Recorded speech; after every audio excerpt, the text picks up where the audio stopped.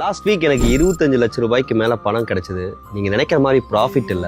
2 months back எங்க அப்பா இறந்துட்டாரு. இது அவரோட இன்சூரன்ஸ் பணம். 1972ல இந்த குடிசையில தான் எங்க அப்பா பிறந்தாரு. அவரோட 5 வயசுல அவங்க அப்பா இறந்துட்டாரு. சோ சிங்கிள் பேரண்டா எங்க பாட்டி தான் எங்க அப்பாவை வளர்த்துனாங்க. 1995ல நானும் எங்க அக்கா கூட இந்த குடிசையில தான் பிறந்தோம். சைல்ட்ஹுட் எங்களுக்கு ரொம்ப பெருசாலாம் இல்ல, எங்களுக்கும் ரொம்ப பாவர்ட்டியா தான் இருந்துச்சு. வறுமையிலேயே நம்ம குடும்பம் போயிடக்கூடாதுன்னு பாட்டி அண்ட் அப்பாவோட ஹார்ட் ஒர்க்ல இப்ப கோடிக்கணக்கில் சொத்து சம்பாரிச்சு வச்சுட்டு போயிட்டாரு. எங்களுக்கும் எதுவும் ஈஸியாலாம் கிடைக்கல.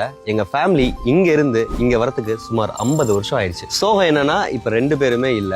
அப்பா படிச்சது வெறும் 9th ஸ்டாண்டர்ட் தான். பட் அவரோட விஷன் டுவர்ட்ஸ் த ஃபேமிலி அப்படிங்கிறது PhD லெவல். அவர் இன்சூரன்ஸ் பிரீமியம் கட்டும் போதெல்லாம் நான் சிரிச்சுக்கிட்டே கேட்டுக்கிட்டே இருப்பேன், அப்பா எதுக்கு இவ்வளவு பாலிசிஸ்னு.